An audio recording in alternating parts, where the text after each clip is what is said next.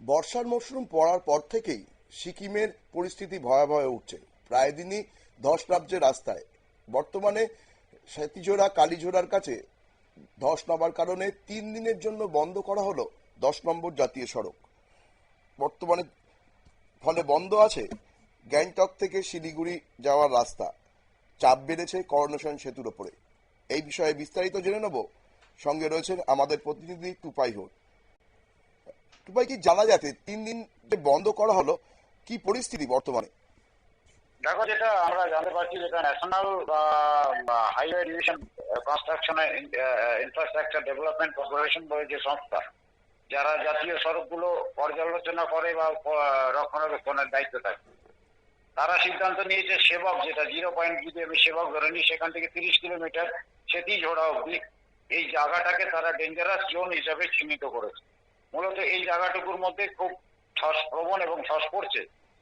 গতকালও ধস পড়েছিল এবং ধস পড়ে রাস্তা বন্ধ হয়ে আছে। সুতরাং এই জায়গাটুকুকে দ্রুত মেরামতি করবার জন্য তারা 30 দিন, মাফ করো, 3 দিন তারা রাস্তাটিকে বন্ধ রেখেছে সম্পূর্ণভাবে। কোনো যান চলাচলই সেখান দিয়ে করা যাবে না, এই মর্মে তারা একটা নির্দেশ জারি করেছে। 6 আগস্ট পর্যন্ত এই রোডের রাস্তাটি বন্ধ থাকছে।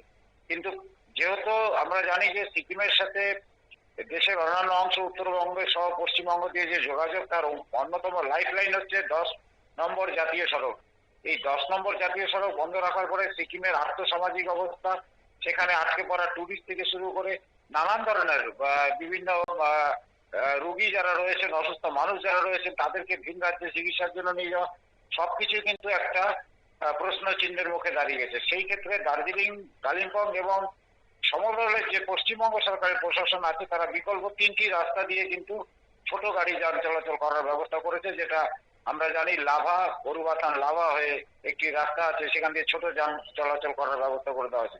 কিন্তু মূলত 10 নম্বর জাতীয় সড়ক সম্পূর্ণ বন্ধ আগামী 6 আগস্ট পর্যন্ত, এবং সেবক থেকে 30 কিলোমিটার সেতিঝোড়া এই রাস্তাটিকে ডেঞ্জার জোন হিসাবে চিহ্নিত করেছে জাতীয় সড়ক কর্তৃপক্ষ, যার ফলে সেখানে কোনো প্রকার যানবাহনকে প্রবেশ করতে দেওয়া হচ্ছে না। এবং সেখানে বিআরও এবং পূর্ত দপ্তর, সিকিম পূর্ত দপ্তর এবং ন্যাশনাল যে রয়েছে construction, highway construction infrastructure development corporation রয়েছে, তারা কিন্তু সেখানে কাজ করছে রাস্তাটিকে পুনরায় স্বাভাবিক করার জন্য। কিন্তু এতটাই খরস্রোতা তিস্তা নদী যে কোনো মতেই সেখানে নতুন করে রাস্তা গেঁথে তোলবার কাজ তারা আজ সকাল 11টা অব্দি সম্পন্ন বা শুরু করতে পারেনি বলে আমরা কিন্তু খবর পাচ্ছি।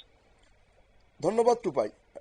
জেনে নিলাম বর্তমানে কি পরিস্থিতি হয়েছে সিকিম থেকে শিলিগুড়ি আসার রাস্তার, এবং তার ফলে বলা যাচ্ছে না যে কি হতে চলেছে আগামী দিনে। সরকারের তরফ থেকে 6 আগস্ট অব্দি রাস্তা পুনর্নির্মাণের সময়সীমা ধার্য করা হয়েছে, কিন্তু 6 আগস্টও আদৌ জাতীয় সড়ক চালু হবে কিনা এখন থেকেই বলা যাচ্ছে না। পরবর্তী খবরের দিকে নজর রাখবো। তার আগে নিয়ে নেব ছোট্ট একটা বিজ্ঞাপনের বিরতি।